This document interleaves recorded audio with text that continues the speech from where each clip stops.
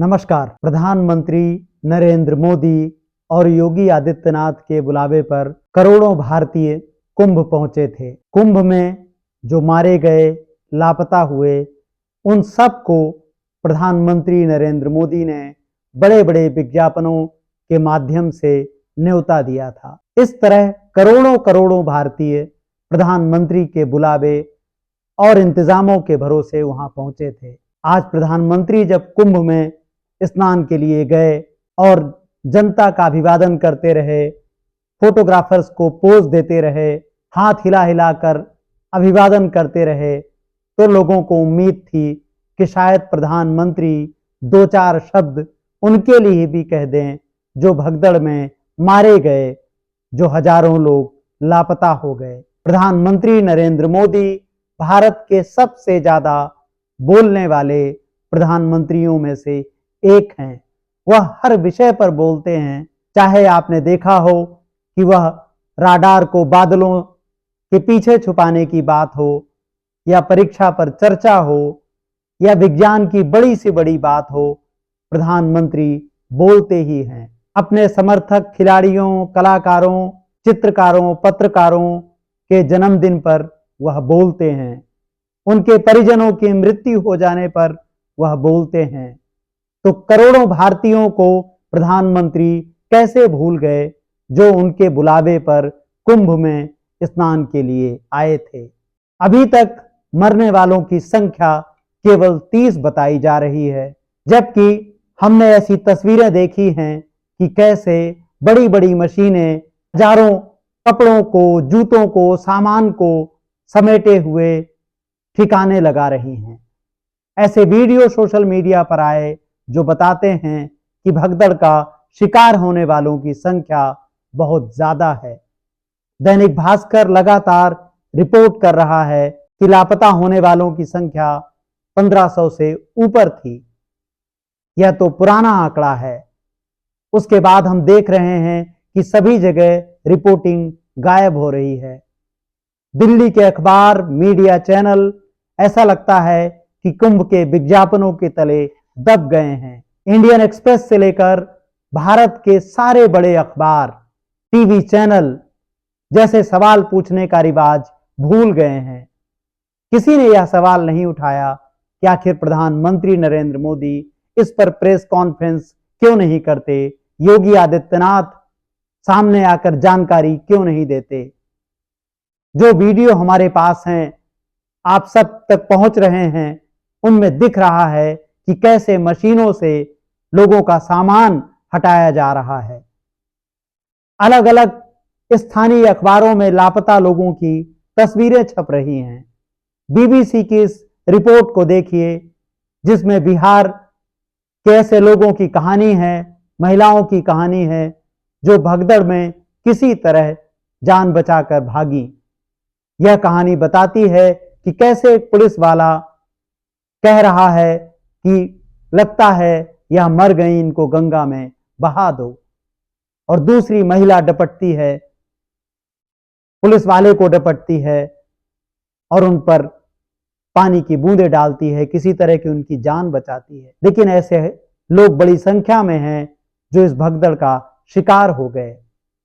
जब चारों तरफ एआई की धूम मची हुई है, चारों तरफ ड्रोन हैं, सीसीटीवी कैमरे हैं, जैसा कि सरकार ने खुद बताया था, तो वो वीडियो क्यों सामने नहीं आते कि भगदड़ कहां से मची, भगदड़ कैसे मची, उसकी जांच क्यों पूरी नहीं होती। आपने देखा कि कैसे भगदड़ के सवाल को, प्रशासनिक लापरवाही के सवाल को अब धर्म की आड़ में छुपाया जा रहा है। भारत हजारों वर्षों से एक धार्मिक देश है, लेकिन अब धर्मांधता ने सारे सवालों को प्रतिबंधित कर दिया है। अब सरकार के समर्थित साधु संत आकर बता रहे हैं कि इसमें साजिश हो सकती है, इसमें तरह तरह के मनगढ़ंत खतरे बताए जा रहे हैं, हिंदुत्व के खिलाफ साजिश बताई जा रही है। आखिर जिस घटना में हिंदू ही मारे गए, प्रधानमंत्री हिंदू, मुख्यमंत्री हिंदू, सारे अफसर हिंदू, सारे इंतजाम करने वाले हिंदू, चारों तरफ हिंदू ही हिंदू, तो आखिर हिंदुओं को खतरा कैसे सरकार ने होने दिया। आप देखिए प्रधानमंत्री के इस आज के दौरे की तस्वीरें देखिए।